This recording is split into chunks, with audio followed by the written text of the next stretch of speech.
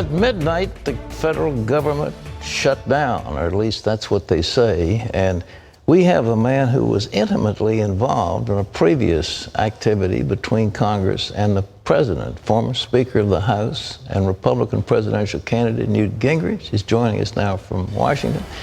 Mr. Speaker, Newt, good friend, good to see you. Thank you for being here. It's good to be with you, and this is a very interesting, very different time. We have just launched Crossfire on CNN, and an amazing number of our shows now are on this whole question of the shutdown and Obamacare and what does it mean. And of course, I guess I come at it from a slightly different angle than most people, because I actually was there in 95, 96 negotiating with President Bill Clinton. So I have probably a slightly different perspective than a lot of people. You know, you and Clinton were locked in negotiations. He was intimately involved. It looks like the president this time has had hands off. He doesn't meet with either party, doesn't bring the people together, doesn't have any activity except to say, I'm not going to talk. And then he demonizes the opposition. What's the difference? Well, it's an enormous difference. You know, we've had 17 shutdowns over recent history, just as part of the legislative presidential negotiating process. Speaker Tip O'Neill actually had 12 shutdowns during his speakership. I had 2 during my speakership. So it's not like this has never been done. But this particular president, President Obama, is the most aloof, I think the most cynical, and the most distant of any president in my lifetime. He speaks with Putin, the head of Russia, but he doesn't speak to the American Speaker of the House. He talks to the Iranian president, but he doesn't talk with the American Speaker of the House. He meets with the Israeli Prime Minister, but he doesn't meet with the American Speaker of the House. I think it's a very strange pattern of trying to somehow pretend that he is above the Constitution, that he is a president who doesn't need the Congress. And of course, that's the exact opposite of how the Founding Fathers designed the United States government. Talk about that. You were Speaker of the House. Talk about what the Constitution has to say about the powers of the People's House, the House of Representatives. Well, this all goes back, it'll be 800 years in 2015. This all goes back to the barons and King John signing the Magna Carta, or Great Charter, in 1215, where the barons said, we're not going to give you money unless you agree to be under the law. And all of our rights in many ways come out of that experience and how it evolved in English history in the following 600 or 700 years. And that's what the Founding Fathers were looking back to when they wrote our Constitution. The People's House, the House of Representatives, which has 435 people elected by population around the country. The People's House has to originate all money bills. If the People's House does not send the money to the president, he can't spend it. And this is the core thing which protects us from dictatorship and which forces presidents to recognize the elected representatives of the American people. So it's at the absolute heart of how the constitutional system works. Every once in a while you get into a struggle so difficult or an issue so contentious that you can't reach an agreement. When that happens, the government stops for a little while. As I said, this has happened 17 times before this. We've always survived it. In fact, sometimes people are shocked at how many parts of the government we don't know that we need and don't even notice when they're down. So I think that we ought to be more realistic about this. The big problem is that President Obama refuses to behave like an American president. He refuses to deal with the Congress as his equal, which it is in the Constitution. Remember, Article 1 of the Constitution is the legislative branch, the House and the Senate. Article 2 is the executive, and Article 3 are the judges. So the Founding Fathers deliberately put the legislature first, and this president puts himself above the Constitution, and that's very dangerous for our freedoms. What about, you talk about the People's House, what about Harry Reid? I mean, he acts like the Senate is supposed to control things and the House should be a lapdog of the Senate. That's not the way it's supposed to work, is it? Well, first of all, he thinks the Senate should be the lapdog of Harry Reid. I have never seen a Senate Majority Leader as abrasive, as arrogant, and candidly, as dishonest about the process. I mean, he knows, for example, that if he allowed the tax on medical devices, which is a tax on our health care, a tax on jobs, and a tax on innovation, if he allowed that tax to come up for repeal, it would pass the Senate by a huge margin. He knows that if he allowed the Keystone Pipeline to come up, it would pass by a huge margin. So he's using his power to block popular issues from reaching the floor of the Senate, where he knows that a number of Democrats would join the Republicans and help do it.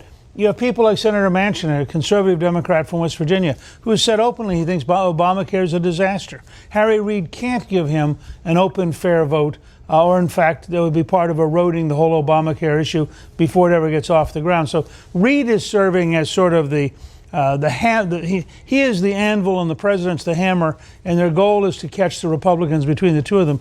You can't run the United States with that kind of an attitude, and Reid is going to have to change his attitude, or this is going to get to be a big mess.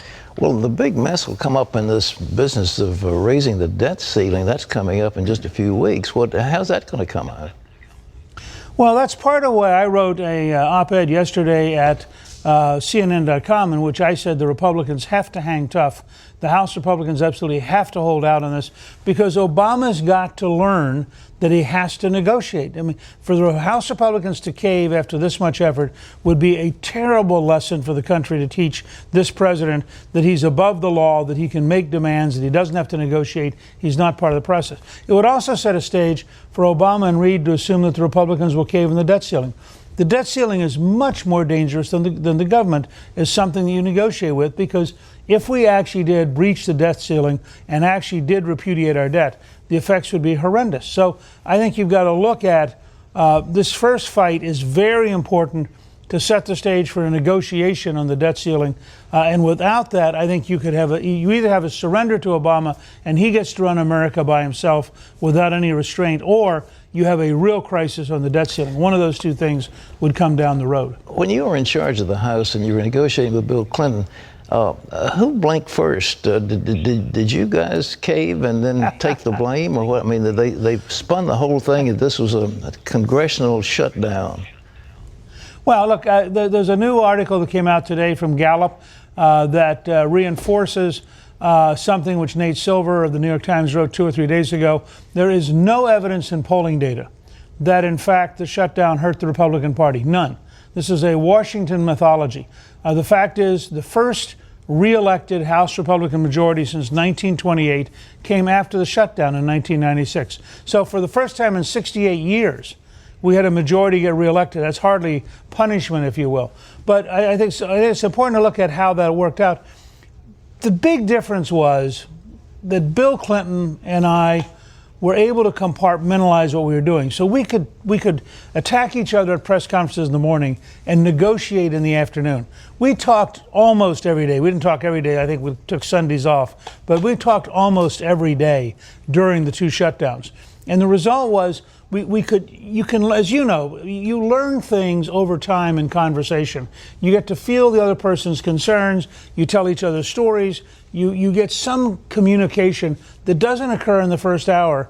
But we met for, I think, 35 days in negotiating, and the result was welfare reform, the first tax cut in 17 years, and the only 4 balanced budgets in a row that we've had in your lifetime. And it was our ability between President Clinton and the House Republicans to work together and sort this out. Even while we were fighting, we were able to talk. I sensed no conversation between President Obama and the congressional Republicans, and I think that is just an enormous mistake and frankly a tragedy for the country. You want to prognosticate? Where is this going to take us? I don't know that I know enough to prognosticate, as you put it.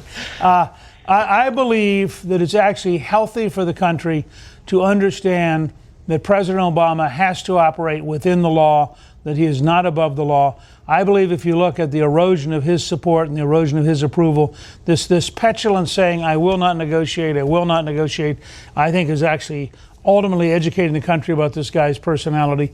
I believe people over time are going to look back and say that this was a very important moment, and that the Republicans slowly, gradually learned a number of things about how to govern when faced with a hostile president.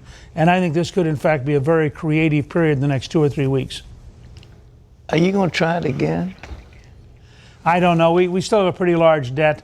Calista has a great new book coming out called Yankee Doodle Dandy for 48-year-olds about the American Revolution with Ellis the Elephant. I have a book coming out in November called Breakout about how America could go back to being the most dynamic country in the world. So we're managing to stay with those plus Crossfire. I'm managing to stay pretty busy without running for president. So I don't know, but I'll talk to you about that. Say in 2015, we'll come back and revisit that. We'll let you announce right here on this platform. I'll give it to you. Okay. Thank you, Pat. Thank you, Newt Gingrich, former Speaker of the House and a very good friend.